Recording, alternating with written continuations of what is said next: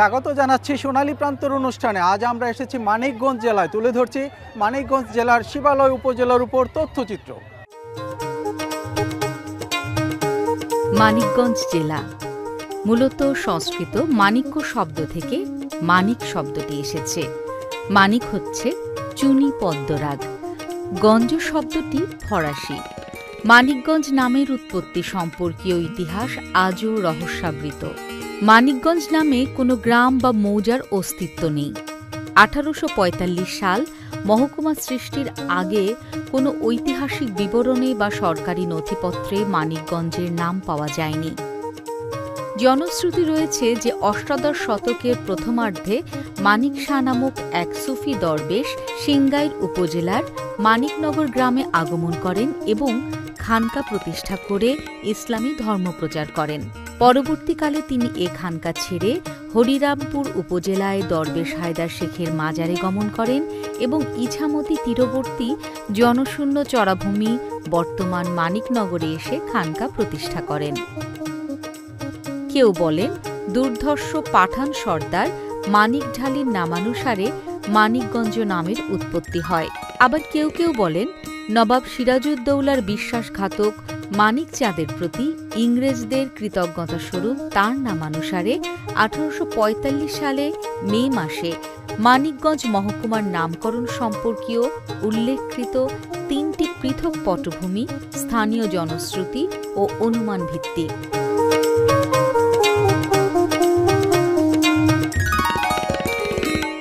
শিক্ষা সংস্কৃতিতে এগিয়ে থাকা মানিকগঞ্জ জেলার বিভিন্ন উপজেলায় রয়েছে প্রচুর শিক্ষা প্রতিষ্ঠান।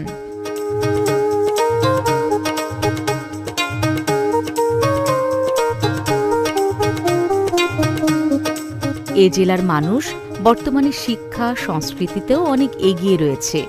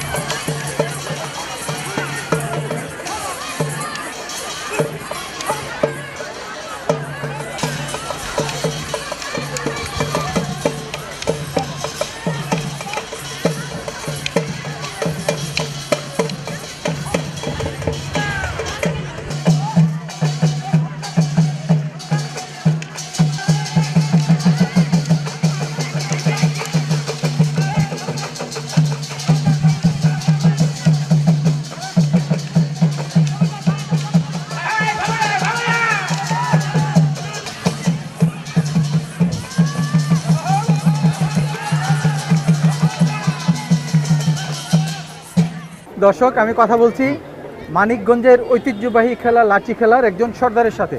কি নাম আপনার? আমার নাম মোশাররফ হোসেন। তো আপনি কত বছর যাবত এই লাঠি খেলা খেলেন? 10 থেকে 12 বছর, তখন থেকে আমি শুরু করছি এই লাঠি খেলা। আপনার বয়স যখন 10-12 বছর তখন শুরু করেন? হ্যাঁ, তখন শুরু এখন করি। পর্যন্ত সেই পুরোদমে খেলে যাচ্ছেন? হ্যাঁ, এখনো খেলে যাচ্ছি। আজকে যে আমাদের এই খেলাটা দেখালেন, কি খেলা এটা? এটা লাঠি খেলা, মানে সর্দার বাড়ি কয়, গ্রাম অঞ্চলে সর্দার বাড়ি বলে, আর প্রকৃত বাংলা ভাষা হলো লাঠি খেলা। আচ্ছা, তো অনেকক্ষণ যাবত বিভিন্ন গল্প গুজব করে খেলাটা খেলেছেন। এই গল্পগুলি কি গল্প? এগুলো মানে ওই গ্রাম অঞ্চলের যে কথাগুলো আর কি, মানে এগুলো ওই যে আমরা এই ডাক ভাঙি আমরা করি, যে ডাক সর্দার বাড়ি একটা ডাক আছে, ওই ডাকটা আমরা বলি আর কি। আমি দেখতে পাচ্ছি এখানে অনেক লাঠি খেলোয়াড় বা লাঠিয়াল আছে যাদের বয়স 70 বছরের উপরে। তারা এত বছর বয়সেও কিভাবে এই খেলাটা দেখালো? না, ওই তারা ওই ছোট ছোট সময় যে মানে জিনিসটা মানে এই করছে, শিখছে, ওই শিকার কারণে ওটা মনটা এখনো ওই রকমই আছে। 12 বছরের যুবক যে বয়সটা, যে মনটা, ওই মনটা এখনো তাদের আছে, সেই জন্য লাফালাফি করে। সেই মন নিয়ে তারা খেলে এখন।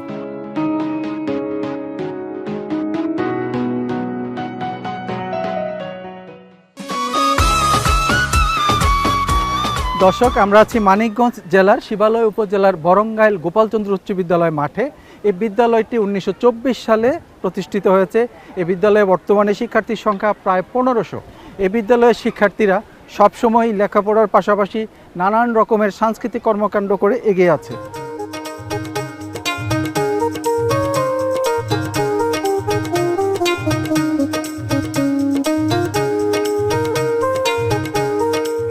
এই প্রতিষ্ঠানে শিক্ষা প্রকৌশল অধিদপ্তর একটি নান্দনিক ভবন নির্মাণ করেছে।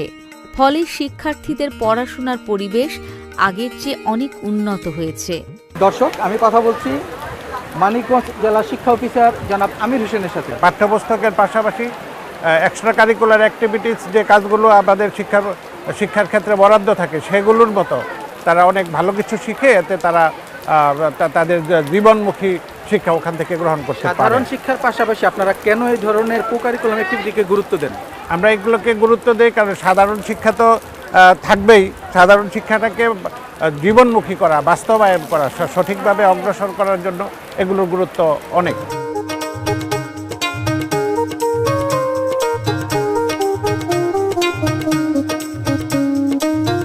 দর্শক, আমি কথা বলছি বরঙ্গাইল গোপালচন্দ্র উচ্চ বিদ্যালয়ের সম্মানিত প্রধান শিক্ষক মোহাম্মদ লুৎফর রহমানের সাথে। সে যে স্কুলে যেভাবে পড়াশোনা করেছে, যে অবকাঠামো ছিল তার থেকে অনেক বেশি উন্নত। আমার এখানে ভবন হয়েছে, 4 তলা ভবন পেয়েছি। আপনার অবকাঠামো দিক দিয়ে কোনো শহর এবং গ্রামের যে বৈষম্য অনেকটাই দূরীভূত হয়ে গেছে এবং জুলাই বিপ্লবের পর আমরা আশায় আছি এখনও যে বৈষম্যটুকু আছে ইনশাল্লাহ সেটাও দূর হয়ে যাবে। এই এলাকার শিক্ষার্থীরা লেখাপড়ার পাশাপাশি সাংস্কৃতিক কর্মকাণ্ডেও এগিয়ে রয়েছে। সাগর পাড়ি দেব রে আমরা গজল নবীর মাঝি হাল ধরেছি শক্ত করে রে হারায়ে ঢেউয়ের সাগর পাড়ি দেব রে।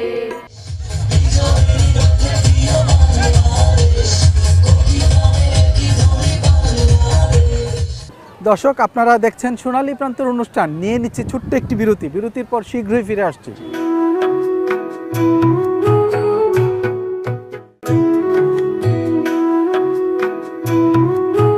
দর্শক, বরঙ্গাইল গোপালচন্দ্র উচ্চ বিদ্যালয়ের পরিবেশনায় চলুন আমরা কয়েকটি নৃত্য দেখে আসি। জীবিকার টানে মাঝি ছুটে যায় পদ্মার বুকে, সেই পদ্মার সলাৎ সলাৎ পানি মাঝিকে প্রেমিক পানি। তাই সম্ভাব্য কোনো দুর্যোগ সেই শিহরিত যাত্রাকে থামাইতে পারে না, সে নির্ভীক। কিন্তু মেঘের গর্জন প্রেয়সীর বুকে আশঙ্কা জাগায়। মাঝি যাইও না আইসু মাঝি যাইও না আইসু। এটি বরঙ্গাইল গোপালচন্দ্র উচ্চ বিদ্যালয় শিবালয়।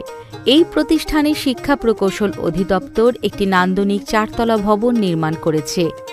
ভবন নির্মাণের ফলে শিক্ষাঙ্গনের পরিবেশ আগের চেয়ে আরও অনেক উন্নত হয়েছে। দর্শক, আমি কথা বলছি শিক্ষা প্রকৌশল অধিদপ্তর মানিকগঞ্জ জেলার নির্বাহী প্রকৌশলী জনাব সিরাজুল ইসলামের সাথে। আসলে আমরা যে উন্নয়নগুলো করি আমরা আসলে কমিউনিটিকে নিয়েই কাজ করি। আমাদের জানেন যে আমাদের লোকাল পর্যায়ে কাজগুলো সুপারভিশনের জন্য লোকাল সুপারভিশন কমিটি আছে, শিক্ষক প্রতিনিধি আছে। আমরা কিন্তু তাদেরকে সব ড্রয়িং ডিজাইন বুঝাই দিয়ে সবাইকে নিয়েই আমরা কাজ করি, যার কারণে আপনাদের এই মাঠ পর্যায়ের কাজ কিন্তু হেড অফিস থেকেও তদারকি হয়। হ্যাঁ, হেড অফিস থেকেও তদারকি হচ্ছে, প্রকল্প থেকেও হচ্ছে।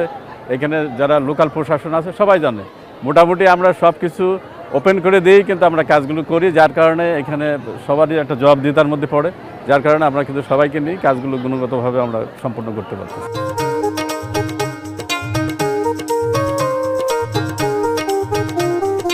দর্শক, আমি কথা বলছি শিবালয় উপজেলার নির্বাহী কর্মকর্তা এবং বরঙ্গাইল গোপালচন্দ্র উচ্চ বিদ্যালয়ের সম্মানিত সভাপতি জনাব জাকির হোসেনের সাথে।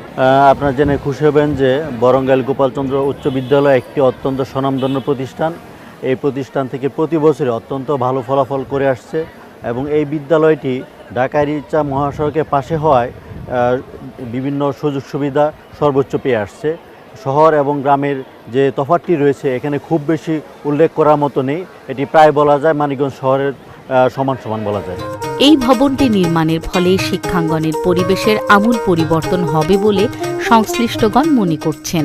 দর্শক, আমি কথা বলছি মানিকগঞ্জ জেলার সম্মানিত জেলা প্রশাসক জনাব মানোয়ার হোসেন মোল্লা স্যারের সাথে। ধন্যবাদ আপনাকে। আপনারা সকলেই জানেন যে এই বরঙ্গাইল গোপালচন্দ্র উচ্চ বিদ্যালয়টি ইতিমধ্যে 100 বছর পূর্ণ করেছে।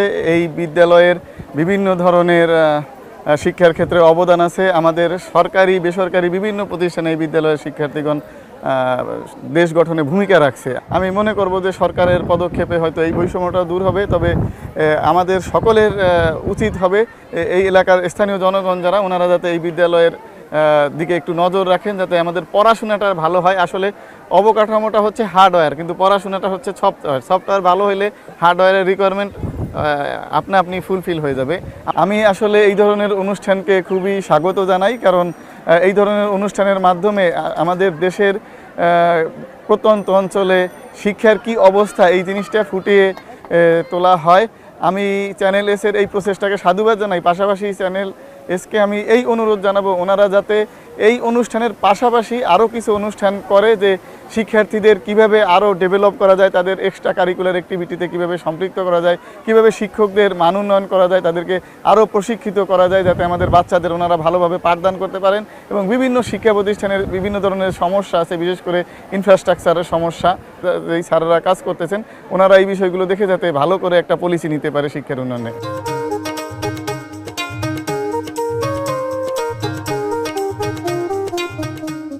দর্শক, এতক্ষণ দেখেছেন মানিকগঞ্জ জেলার শিবালয় উপজেলার উপর তথ্যচিত্র। আগামী সপ্তাহে একই সময় দেশের অন্য কোনো প্রান্তে আবারও দেখা হবে। আর অনুষ্ঠান সংক্রান্ত মতামত জানাতে আমাদেরকে ইমেল করতে পারেন। আমাদের ইমেল অ্যাড্রেস হচ্ছে sonaliprantор@gmail.com। আজ এ পর্যন্তই। সবাই ভালো থাকুন, সুস্থ থাকুন এবং নিরাপদে থাকুন। আল্লাহ হাফেজ।